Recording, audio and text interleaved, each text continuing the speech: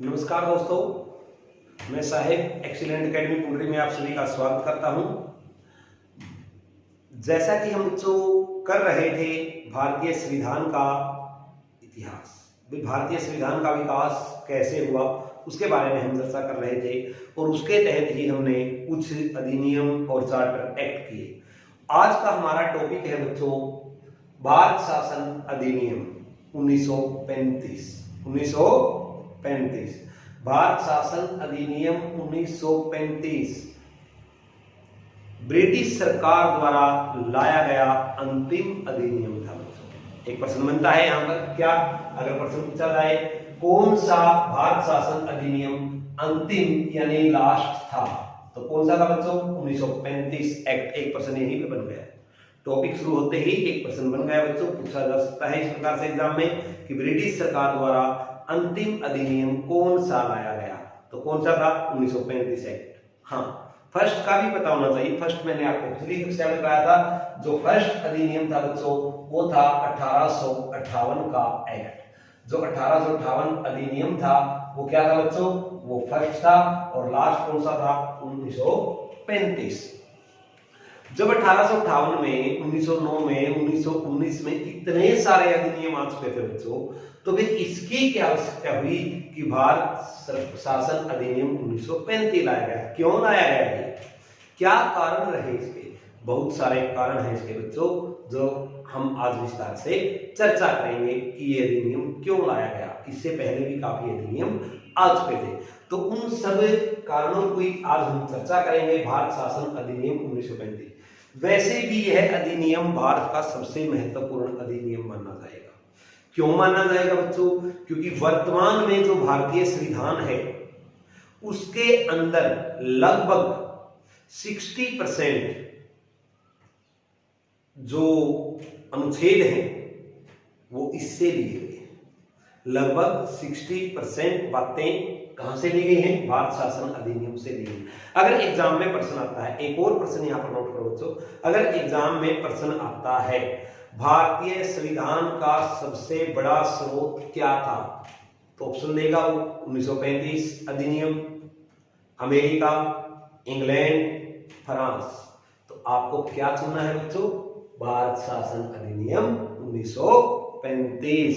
कई बच्चों को लगता है कि ब्रिटिश का प्रभाव सबसे ज्यादा था, तो हो सकता है इंग्लैंड आता हो। नहीं बच्चों, भारतीय शासन अधिनियम 1935 सबसे महत्वपूर्ण, क्योंकि सबसे अधिक जो समय चीजें ली गई अपने संविधान के अंदर लिखते समय इसी से ली गई। तो इसके कारण क्या रहे? यह अधिनियम क्यों आया? देखो बच्चों, सबसे पहला कारण था साइमन कमीशन। क्या था बच्चों? Simon commission. साइमन कमीशन के बारे में हम पिछली कक्षा में चर्चा कर चुके हैं कि साइमन कमीशन भारत आया था, कौन कौन उसके सदस्य थे, कैसे क्या हुआ था, वो सब हम चर्चा कर चुके। साइमन कमीशन 2 साल पहले ही बात पहुंच गया था बच्चों, आप सभी को पता है। पिछली कक्षा में हमने इसके बारे में चर्चा की थी। अगर किसी ने वीडियो नहीं देखा तो पहले पिछला वीडियो देखें, उसके बाद ये करें, क्योंकि अगर आप क्रम अनुसार वीडियो नहीं देखेंगे तो आपको समझ में नहीं आने का कि हमने कब क्या करवा दिया, क्योंकि जो पीछे हो चुका है उसको हम बताएंगे नहीं, सिर्फ ये बताएंगे कि पिछली कक्षा में ये चीज हो चुकी है, दोबारा से उसको रिपीट नहीं किया जा सकता। तो देखो बच्चों, जो भारत के अंदर साइमन कमीशन आया, 2 बार साइमन कमीशन के जो सदस्य थे वो 2 बार भारत आए, उन्होंने 2 बार भारत का भ्रमण किया और उसके आधार पर उन्होंने भारत की जो जरूरतें थी, भारतीय लोग जो स्वतंत्रता चाहते थे, उसकी रिपोर्ट ब्रिटिश संसद के सामने पेश की और कहा कि भारत के लिए एक अलग अधिनियम बनाया जाना चाहिए, भारतीय लोग अपना खुद का संविधान चाहते हैं। तो देखो, ये था पहला, जिसके बारे में हम ज्यादा चर्चा नहीं करेंगे क्योंकि पहले हो चुकी है साइमन कमीशन के बारे में। दूसरी थी बच्चों नेहरू रिपोर्ट, जो इस अधिनियम का प्रमुख कारण था। दूसरा था नेहरू रिपोर्ट। नेहरू रिपोर्ट क्या है बच्चों? इसके बारे में काफी सारे प्रश्न आते हैं। कई बार प्रश्न आता है नेहरू रिपोर्ट समिति के अध्यक्ष कौन थे, इसके सचिव कौन थे, कितने सदस्य थे, गठन कब हुआ था, कितने संगठनों के अनुमोदन पर हुआ था। इस प्रकार के प्रश्न आ सकते हैं। नेहरू रिपोर्ट किसने पेश की थी बच्चों? नेहरू समिति के द्वारा ये रिपोर्ट पेश की गई थी। नेहरू समिति के द्वारा बच्चों ये रिपोर्ट पेश की गई थी नेहरू समिति के द्वारा। नेहरू समिति का गठन क्यों हुआ? नेहरू समिति के गठन के पीछे भी कारण है बच्चों, भारतीयों ने जब ब्रिटिश अधिनियमों से तंग होकर अपने लिए स्वतंत्र नियम बनाए जाने की, अपना संविधान बनाए जाने की मांग की, तो उसी समय जो अंग्रेज सचिव था हमारे भारत का, बर्केन हेड, जो भारत में सचिव था उस समय, यानी भारत मंत्री था। मैंने आपको पिछली कक्षा में बताया बच्चों, सचिव या भारत मंत्री, सचिव या भारत मंत्री कहा जाता था। सचिव या भारत मंत्री, सचिव या भारत मंत्री मैंने बताया था। 1858 अधिनियम के अंदर बच्चों दो चीज नहीं आई थी क्या? एक तो भारत के लिए जनरल गवर्नर के नाम पर, जनरल गवर्नर की बजाय क्या नाम दिया गया था? वायसराय। एक तो हुआ था वायसराय बच्चों, और दूसरा क्या था बच्चों उसके अंदर जो शुरू की थी हमने चीज, दूसरा था भारत मंत्री या सचिव। जो जनरल गवर्नर था यानी वायसराय था वो भारत में बैठता था, और जो सचिव या भारत मंत्री कहलाता था वो लंदन में बैठता था। इसके बारे में हमने चर्चा की थी। उस समय जो भारत मंत्री थे, जो सचिव थे, उसने भारतीयों को चैलेंज किया, चुनौती दी और कहा कि आप अपने लिए अपना संविधान नहीं बना सकते, आप में इतनी सूझबूझ नहीं है कि आप अपने लिए अपना संविधान निर्माण कर सकें, और यदि है तो आप अपने संविधान का निर्माण करके दिखाइए। तो उस समय भारत के अंदर अनेक राजनीतिक संगठन सक्रिय थे। उन संगठनों ने मिलकर दिल्ली के अंदर बैठक हुई और उसके अंदर एक समिति का गठन किया जिसे नेहरू समिति कहा गया बच्चों। उस सचिव का नाम, हाँ बच्चों, उस सचिव का नाम क्या था? उसका नाम था बर्केन हेड, लॉर्ड बर्केन हेड। बर्केन हेड ने, जो सचिव मंत्री थे, भारतीयों को उस समय चैलेंज किया था बच्चों, यानी कि भारतीयों को चुनौती दी थी उसने कि भी आप ऐसा करके दिखाए हो। तो भारतीयों को चुनौती दी उन्होंने, और भारतीयों ने इस चुनौती को स्वीकार किया था बच्चों।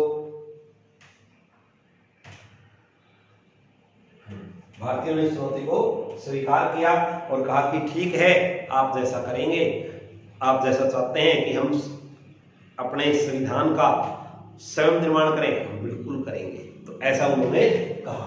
अब देखो, और दिल्ली के अंदर उस समय कितने संगठनों ने अनुमोदन किया ये समिति बनाने के लिए बच्चों? उस समय जो अनुमोदन करने वाले संगठन थे, जो इकट्ठे हुए भारत के अंदर, जो सक्रिय संगठन थे, 29 संगठन थे बच्चों।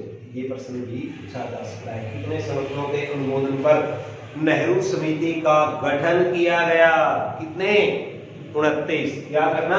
29 संगठनों के अनुमोदन पर बच्चों इसका संगठन किया गया, और इसके अध्यक्ष बनाए गए बच्चों। कौन इसके अध्यक्ष बनाए गए? जी, अब नेहरू रिपोर्ट है तो कई बार आपको लगता है हो सकता है जवाहरलाल नेहरू, जी नहीं। नेहरू समिति जो बनाई गई उसके जो अध्यक्ष बनाए गए वो थे मोतीलाल नेहरू। मोतीलाल नेहरू, मोतीलाल नेहरू इसके अध्यक्ष बनाए गए। हाँ, जवाहरलाल नेहरू भी इस समिति में थे, लेकिन वो किस पद पर थे बच्चों? सचिव के पद पर सचिव थे जवाहरलाल नेहरू। जो 8 सदस्य थे उसमें हिंदू भी थे, मुस्लिम भी शामिल थे बच्चों। नेताजी सुभाष चंद्र बोस भी इस समिति के सदस्य थे। जो ये 8 सदस्यीय समिति बनाई गई, इस समिति में सदस्य कितने बनाए गए बच्चों? ये भी प्रश्न पूछा जा सकता है। तो कितने सदस्य थे इस समिति के अंदर? 8 सदस्य थे बच्चों इस समिति के अंदर, जिसके अंदर सुभाष चंद्र बोस जी भी शामिल थे। याद रहे, जब इस समिति ने भारत के लिए संविधान और नियम बनाए और ब्रिटिश जो उस समय वायसराय थे उसके सामने पेश किए और उन्होंने उसको संसद में पेश किया, तो कुछ भारतीय जो ये रिपोर्ट थी, नेहरू रिपोर्ट थी, इससे प्रतिवेदन था, नेहरू प्रतिवेदन, इससे सहमत नहीं हुए। 28 तारीख को ये रिपोर्ट पेश की गई, 28 अगस्त 1928 को। 28 अगस्त 1928 को बच्चों ये रिपोर्ट पेश की गई, लेकिन कई भारतीय ही इससे सहमत नहीं थे। जो उस समय भारतीय युवा थे, विशेषकर इस इन संगठनों के भी सदस्य थे वो, जो 29 संगठन थे। तो उस समय जो भारतीय युवा थे, वामपंथी युवा जिनको हम बोलते हैं, जो वामपंथी युवा थे वो इससे सहमत नहीं थे और उन्होंने इसका विरोध किया। क्यों किया विरोध बच्चों? क्योंकि इसके अंदर भारत को स्वतंत्रता नहीं दी जा रही थी, भारत को स्वतंत्रता नहीं दी जा रही थी, बल्कि इस समिति की रिपोर्ट के बाद भारत एक डोमिनियन राज्य बनने वाला था। भारत एक डोमिनियन राज्य बनने वाला था बच्चों, जो ब्रिटिश सरकार के संरक्षण में ही रहता। लेकिन भारतीय जो युवा थे, वामपंथी युवा, वो नहीं चाहते थे, वो पूर्णतः स्वतंत्रता चाहते थे। और पूर्णतः स्वतंत्रता के लिए वामपंथी युवाओं ने 1928 में ही इंडिपेंडेंस लीग का संगठन किया, इंडिपेंडेंस लीग बनाए बच्चों, और इससे काफी युवाओं को जोड़ा इंडिपेंडेंस लीग से। इंडिपेंडेंस लीग के काफी सदस्य बनाए गए बच्चों, उनको जोड़ा गया वामपंथी युवा इंडिपेंडेंस लीग। जो इंडिपेंडेंस लीग थी, इसका नेतृत्व कौन कर रहा था बच्चों? जो इसका नेतृत्व कर रहे थे वो थे स्वयं जवाहरलाल नेहरू व सुभाष चंद्र बोस। ये दोनों ही इसका नेतृत्व कर रहे थे। एक प्रश्न और आता है जो नेहरू रिपोर्ट के बारे में, क्या कई बार प्रश्न पूछा जाता है, नीला पत्र, भारतीय संविधान का नीला पत्र किसे कहा जाता है? भारतीय संविधान का नीला पत्र किसे कहा जाता है? तो इस रिपोर्ट को नीला पत्र भी कहा जाता है, ध्यान में रहे। जो नेहरू रिपोर्ट थी उसे नीला पत्र भी कहा जाता है, ये ध्यान रहे बच्चों। तो ये था नीला पत्र यानी कि नेहरू रिपोर्ट। स्क्रीनशॉट ले लें, उसके बाद हम अगला टॉपिक करेंगे बच्चों।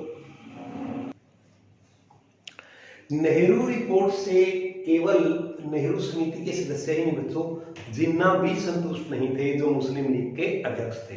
तो जिन्ना ने उनसे अलग एक 14 सूत्री कार्यक्रम पेश किया, जिसे जिन्ना का 14 सूत्रीय कार्यक्रम कहा जाता है। तो तीसरा प्रमुख कारण था बच्चों इसका, जिन्ना का 14 सूत्री कार्यक्रम। जिन्ना का 14 सूत्री कार्यक्रम कब पेश किया बच्चों इन्होंने? बस इसकी डेट याद रखना, इतना बहुत है, 29 मार्च 1929। जिन्ना के 14 सूत्री कार्यक्रम में सबसे महत्वपूर्ण एक बात थी कि सिंध और मुंबई को अलग से राज्य बनाया जाए, ये उसके अंदर प्रमुख बात शामिल थी बच्चों। तो जिन्ना का 14 सूत्री कार्यक्रम था। चौथा और प्रमुख कारण था बच्चों, जो इसका सबसे महत्वपूर्ण कारण था, गोलमेज सम्मेलन। गोलमेज सम्मेलन के बारे में हम विस्तार से चर्चा करेंगे, क्योंकि इसमें से प्रश्न आते हैं बच्चों। कुल मिलाकर 3 गोलमेज सम्मेलन हुए थे, कुल मिलाकर 3 गोलमेज सम्मेलन हुए। गोलमेज सम्मेलन क्यों हुए? जो भारतीय असंतुष्ट थे ब्रिटिश सरकार से, उनको वहां पर बुलाया गया लंदन के अंदर। गोलमेज सम्मेलन, सबसे पहले तो हमें यही पता होना चाहिए कि गोलमेज सम्मेलन कहां पर हुए। कहां पर हुए बच्चों? ये लंदन में हुए। कहां पर हुए? लंदन में हुए। 3 गोलमेज सम्मेलन थे, 3 के 3 लंदन में हुए। जो तीनों में कॉमन बात है, पहले हम उसके बारे में ही चर्चा करते हैं। क्या 3 गोलमेज सम्मेलन हुए बच्चों? तीनों ही लंदन के अंदर हुए। तीनों ही गोलमेज सम्मेलन के अंदर जो ब्रिटिश पीएम थे बच्चों, जो ब्रिटिश पीएम थे वो कौन थे? वो थे रैमजे मैकडोनाल्ड। वो थे रैमजे मैकडोनाल्ड। प्रश्न पूछा जा सकता है बच्चों कि प्रथम गोलमेज सम्मेलन का उद्घाटन किसने किया? उस समय कौन थे, वहां के पीएम कौन थे? उद्घाटन जॉर्ज पंचम के द्वारा किया गया था बच्चों, जो प्रथम गोलमेज सम्मेलन था। अभी मैंने कहा कि तीनों के बारे में हम कौन बात करते हैं पहले। तो तीनों ही सम्मेलन के दौरान जो इंग्लैंड के पीएम रहे वो थे मैकडोनाल्ड। मैकडोनाल्ड, ये प्रश्न भी पूछा जा सकता है, गोलमेज सम्मेलन के दौरान ब्रिटिश पीएम कौन थे? तो गोलमेज सम्मेलन हुए, लंदन में हुए, रैमजे मैकडोनाल्ड उसके अंदर जो पीएम थे उस समय। तो देखें, अब बात करते हैं हम प्रथम गोलमेज सम्मेलन की। सबसे पहले तो हमें प्रथम गोलमेज सम्मेलन की डेट पता हो बच्चों कि प्रथम गोलमेज सम्मेलन कब हुआ। 12 नवंबर 1930 को आरंभ हुआ और 13 जनवरी 1931 तक चला बच्चों। 13 जनवरी 1931 तक चला। जो इसका उद्घाटन किया वो जॉर्ज पंचम के द्वारा किया गया। किसके द्वारा किया गया बच्चों? जॉर्ज पंचम के द्वारा इसका उद्घाटन किया गया, जो प्रथम गोलमेज सम्मेलन था। प्रथम गोलमेज सम्मेलन के अंदर कांग्रेस ने इसका बहिष्कार किया था। कांग्रेस ने इसके अंदर भाग नहीं लिया। जो प्रथम गोलमेज सम्मेलन की प्रमुख बातें हैं देखो क्या। नंबर 1, कांग्रेस ने बहिष्कार किया। कांग्रेस ने इसका बहिष्कार किया। कांग्रेस ने इस सम्मेलन के अंदर भाग नहीं लिया। तो फिर किसने भाग लिया इसके अंदर बच्चों? जो इसके अंदर भाग लेने वाले भारतीय थे प्रमुख रूप से, वो थे मदन मोहन मालवीय, B.R. अम्बेडकर, डॉक्टर भीमराव अम्बेडकर जी, भीमराव अम्बेडकर और मोहम्मद अली, आगा खां, जिन्ना, केटी पाल आदि कई नेता इसके अंदर थे। तो जिन्ना भी प्रमुख नेताओं में से था, तो इन्होंने इसके अंदर भाग लिया जी। इस सम्मेलन के अंदर जो टोटल सदस्य थे, इस सम्मेलन के अंदर जो कुल सदस्य संख्या थी बच्चों, वो थी 89, जिसके अंदर 13 थे ब्रिटिश सदस्य, 13 थे ब्रिटिश संसद के सदस्य। जो उस समय इंग्लैंड के अंदर पार्टियां थी मुख्य रूप से कंजर्वेटिव, लेबर और लिबरल, उनके सभी पार्टियों के सदस्य इसके अंदर शामिल थे बच्चों। जो 13 ब्रिटिश सदस्य थे और 76 थे भारतीय। इसके अंदर 76 भारतीयों ने इसके अंदर भाग लिया, क्योंकि भारतीयों के लिए ही यह संविधान बनने वाला था, तो भारतीयों को इसके अंदर भाग लेना ही था। भारतीय सदस्य ही इसके अंदर शामिल होने वाले थे। और इन 76 भारतीयों के अंदर बच्चों 16 केवल भारतीय राजा थे, यानी उस समय जो भारत में नरेश थे, अलग अलग रियासतों के छोटे छोटे जो रियासतें थी उस समय, बीकानेर वगैरह जो भी थी, तो 16 भारत नरेश इसके अंदर शामिल हुए थे। इस समय एक प्रश्न ये भी पूछा जा सकता है कि इस समय भारत के वायसराय कौन थे? वायसराय कौन थे? तो वायसराय कौन थे बच्चों? उस समय लॉर्ड इरविन आपने नाम सुना होगा, लॉर्ड इरविन समझौता, उसके बारे में भी हम आगे चर्चा करेंगे। तो लॉर्ड इरविन इसके सदस्य थे बच्चों, 16 भारतीयों नरेश में। क्लियर? अब देखिए लॉर्ड इरविन उस समय वायसराय थे। उद्घाटन कैसे हुआ, क्या हुआ, किसने इसका विरोध किया, ये सारी बातें हम इसके बारे में कर चुके हैं। अब बात करते हैं दूसरे सम्मेलन की। जो दूसरा सम्मेलन हुआ बच्चों, उसके अंदर कांग्रेस ने भाग लिया। अब कांग्रेस ने बहिष्कार नहीं किया। जो दूसरा सम्मेलन था उसका बहिष्कार कांग्रेस द्वारा नहीं किया गया, बल्कि कांग्रेस की ओर से स्वयं गांधी जी, महात्मा गांधी इस सम्मेलन के अंदर भाग लेने गए। तो देखो बच्चों, जो दूसरा सम्मेलन है हमारा, जो दूसरा सम्मेलन है वो सबसे पहले इसकी डेट पता होगा आपको, कब हुआ 7 सितंबर से 1 दिसंबर तक, 7 सितंबर से 1 दिसंबर तक 1931। 30, 31, 32 तीनों साल में कंटिन्यू 3 गोलमेज सम्मेलन हुए। तीनों गोलमेज सम्मेलन तीनों कंटिन्यू ईयर में हुए हैं, वो आपको याद रखने हैं। 7 सितंबर से लेकर 1 दिसंबर 1931 तक दूसरा गोलमेज सम्मेलन हुआ बच्चों। इसके अंदर कांग्रेस ने भाग लिया। केवल कांग्रेस ने ही नहीं, महात्मा गांधी ने इसके अंदर बच्चों भाग लिया। तो केवल महात्मा गांधी नहीं, बल्कि भारतीय महिला सरोजनी नायडू और एनी बेसेंट, लेकिन एनी बेसेंट भारतीय नहीं थी बच्चों। मैंने पिछली वीडियो में आपको बताया था, एनी बेसेंट ने भारत के अंदर होम रूल आंदोलन शुरू जरूर किया था, लेकिन वो भारतीय नहीं थी, ऐसा मैंने आपको बताया था। ये भी कहा था कि प्रश्न पूछा जा सकता है एनी बेसेंट किस मूल की महिला है।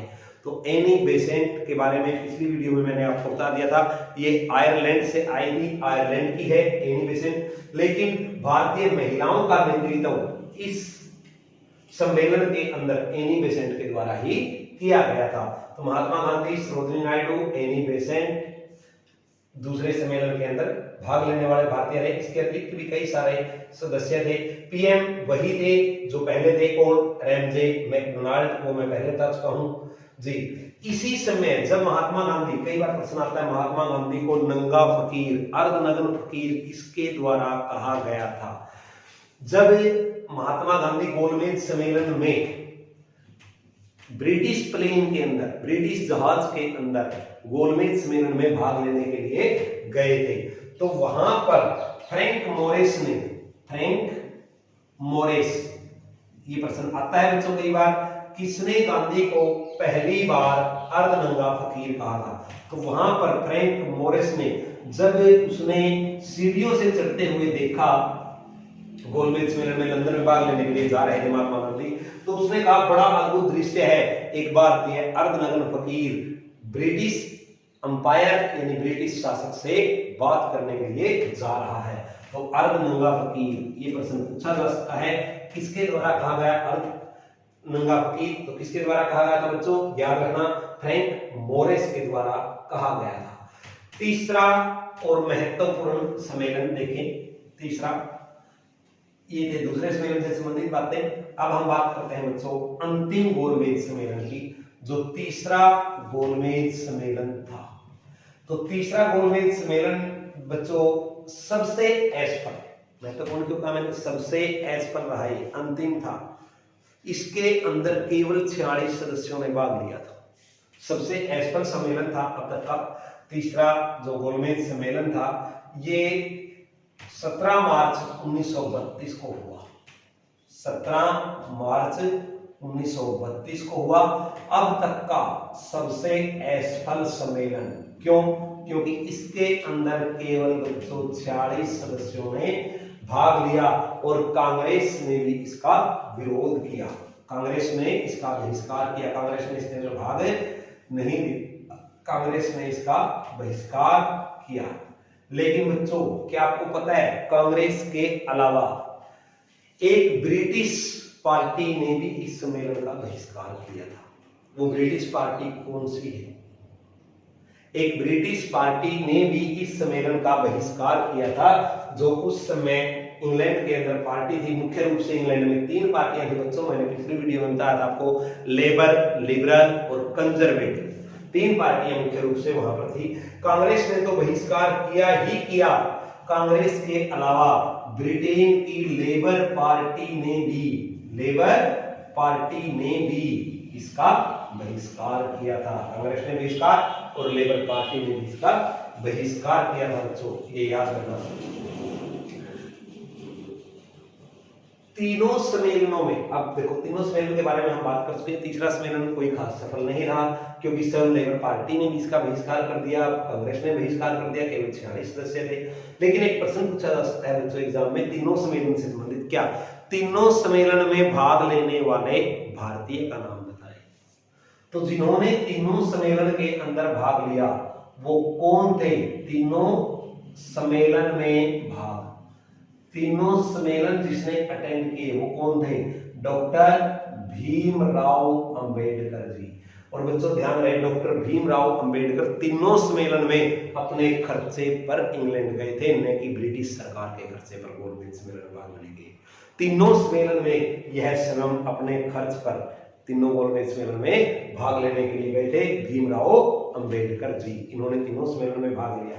लेकिन इसके अतिरिक्त एक और भारतीय है बच्चों जिन्होंने तीनों गोलमेज सम्मेलन में भाग लिया जी, एक और भारतीय है। पेपर में प्रश्न आ सकता है, किन भारतीयों ने तीनों गोलमेज सम्मेलन में भाग लिया? ए डॉक्टर भीमराव अंबेडकर जी, बी जो दूसरा भारतीय है उसका नाम, सी ए व बी दोनों, ए व बी दोनों,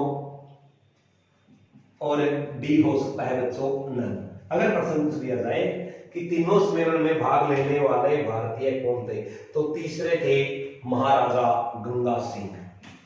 महाराजा गंगा सिंह जो बीकानेर के राजा थे, जो बीकानेर के राजा थे। इन्होंने भी तीनों सम्मेलन में भाग लिया। बहुत कम बच्चों को पता है, सभी को सिर्फ ये पता है कि भीमराव अम्बेडकर जी ने तीनों सम्मेलन में भाग लिया था बच्चों। लेकिन ध्यान रहे, अगर एग्जाम में प्रश्न आता है तीनों सम्मेलन में भाग लेने वाले भारतीय कौन कौन थे, डॉक्टर भीमराव अम्बेडकर, महाराजा गंगा सिंह, ए व बी दोनों और नन। तो आपका आंसर क्या होगा बच्चों? ए व बी दोनों, ए व बी दोनों। इस प्रकार का प्रश्न भी पूछा जा सकता है तीनों सम्मेलन के संबंध में। तो ये था बच्चों गोलमेज सम्मेलन जो हुए, तीनों गोलमेज सम्मेलन का इतिहास। उसके बाद तीनों गोलमेज सम्मेलन के आधार पर जो रिपोर्ट पेश की गई जिसे श्वेत पत्र कहा गया, उसके बारे में चर्चा करेंगे। तो पहले इसका स्क्रीनशॉट ले लें।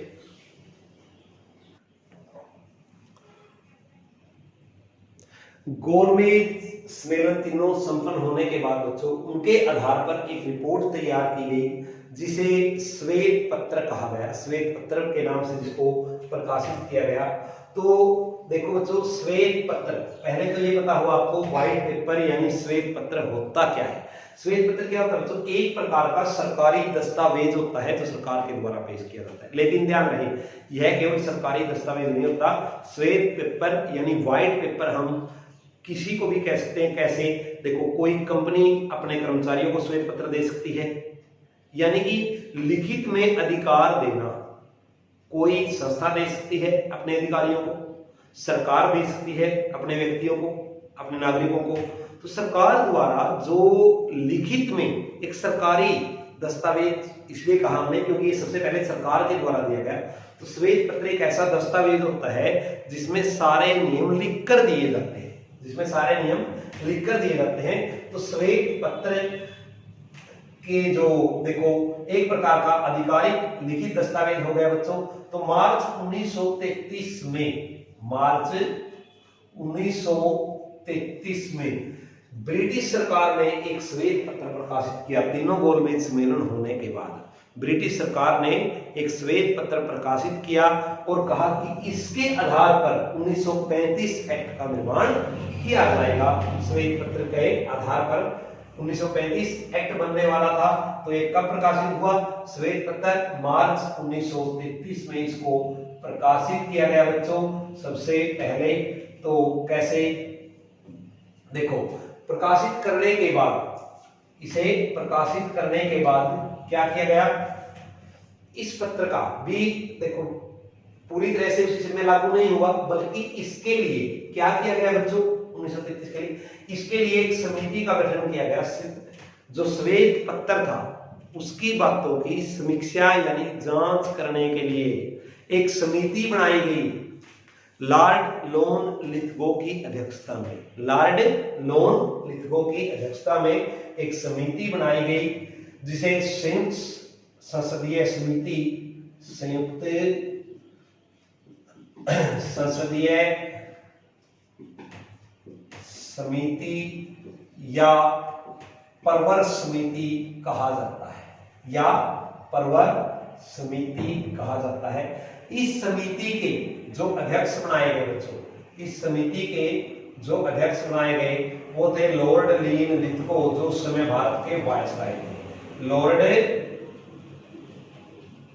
लीन लिथगो जो उस समय भारत के वायसराय थे, उनको इस समिति का अध्यक्ष नियुक्त किया गया, ये जांच करने के लिए कि इस श्वेत पत्र की के अंदर कोई कमी तो नहीं है। उसकी समीक्षा करने के लिए, उसकी समीक्षा करने के लिए लॉर्ड लीन लिथगो की अध्यक्षता में संयुक्त परवर समिति का गठन किया गया। पूछा जा सकता है संयुक्त परवर समिति का गठन किसकी अध्यक्षता में हुआ, किसके लिए हुआ? किसके लिए हुआ था? श्वेत पत्र की जांच करने के लिए हुआ था। और इस समिति ने बच्चों, जो संयुक्त संसदीय समिति थी, परवर समिति, इन्होंने अपनी रिपोर्ट यानी अपना प्रतिवेदन 11 नवंबर 1934 को सरकार को सौंप दिया। 11 नवंबर 1934 को इन्होंने अपना प्रतिवेदन सरकार को सौंप दिया। और जो इसकी समीक्षा के लिए गठित कब हुई थी? अप्रैल 1933 में। इस समिति का गठन कब हुआ था बच्चों? अप्रैल 1933 में। लगभग 1.5 साल इसके ऊपर अध्ययन करने के बाद लॉर्ड लीन लिथगो ने अपनी रिपोर्ट 11 नवंबर 1934 को सौंप दी और सरकार द्वारा इसे स्वीकृति दी गई जो ये रिपोर्ट थी, जो प्रतिवेदन था, इसकी जो स्वीकृति दी गई सरकार के द्वारा वो दी गई अगस्त 1935 में। अगस्त 1935 में यह एक्ट बनाया गया, लेकिन लागू 1937 में हुआ था। ये पिछली वीडियो में भी मैंने आपको बताया था। जो अगस्त 1935 के अंदर एक्ट था, भारत शासन अधिनियम, ये लागू कब हुआ था बच्चों? 1937 में लागू हुआ था। तो श्वेत पत्र, तो ये सारे कारण थे बच्चों इसके, जो भारत शासन अधिनियम 1935 आया। लेकिन इस वीडियो में हम केवल इसके कारणों की चर्चा करेंगे, इसके अंदर क्या क्या नियम बनाए गए उसकी चर्चा हम अगली वीडियो में करेंगे बच्चों। हाँ, यहाँ पे एक बात बता देता हूँ बच्चों आपको श्वेत पत्र के बारे में। श्वेत पत्र जो है वो आपके दिमाग में ना रह जाए कि क्या है श्वेत पत्र। श्वेत पत्र क्या होता है? एक प्रकार का, जो मैंने बताया, आधिकारिक पत्र। सबसे पहले प्रश्न पूछा जाता है, सबसे पहले श्वेत पत्र कब प्रकाशित हुआ? पहला श्वेत पत्र विश्व का, तो विश्व का पहला श्वेत पत्र की अगर शुरुआत पूछे बच्चों, भाई इसकी शुरुआत कहां से हुई? तो श्वेत पत्र की जो शुरुआत हुई, श्वेत पत्र की जो शुरुआत हुई बच्चों, वो कहां से हुई थी? ब्रिटेन से हुई थी। कहां से हुई थी? ब्रिटेन से श्वेत पत्र की शुरुआत हुई थी। कब हुई थी इसकी शुरुआत? 1922 में। 1922 में, जिसे चर्चिल व्हाइट पेपर कहा गया था। चर्चिल व्हाइट पेपर कहा गया था। Churchill white paper. उस समय जो इंग्लैंड के राजा थे, उन्होंने यह दस्तावेज ब्रिटिश सरकार द्वारा किसके लिए बनाया गया था? यहूदियों के लिए बनाया गया था, कि यहूदियों के लिए पहली बार 1922 में इसे चर्चिल व्हाइट पेपर यानी श्वेत पत्र कहा गया चर्चिल के द्वारा। उस समय ब्रिटिश संसद के द्वारा यहूदियों को पहली बार 1922 में यह कहा गया कि आपके लिए एक अलग से देश या राज्य स्थापित किया जाएगा। तो इस चीज को उन्होंने कब माना? जब ब्रिटिश एम्पायर ने उसको लिख कर दिया, एक पेज पर लिख कर दिया, स्पेन पेज पर, कि हाँ आपके लिए एक अलग राज्य बनाया जाएगा, तो इसे चर्चिल व्हाइट पेपर कहा गया। तो प्रश्न पूछा जा सकता है बच्चों, श्वेत पत्र की शुरुआत कब हुई, कहां से हुई, किसके लिए हुई? तो सबसे पहले किसके लिए? यहूदियों के लिए 1922 में इसकी शुरुआत हुई थी व्हाइट पेपर की। तो ये था बच्चों आज का टॉपिक। उम्मीद है आपको समझ में आया होगा। अगर आपको लगता है आपने हमारी वीडियो से कुछ भी नया सीखा है, तो लाइक, शेयर और सब्सक्राइब अवश्य करें। अगर आपको लगता है कुछ भी नहीं सीखा, तो मत करें लाइक, मत करें सब्सक्राइब, कोई दिक्कत नहीं। लेकिन अगर आपको लगता है कि आपने कुछ भी नया सीखा है आज की वीडियो से, 1% भी नया सीखा है, तो बच्चों लाइक, शेयर और सब्सक्राइब करना ना भूलें। धन्यवाद। जय हिंद।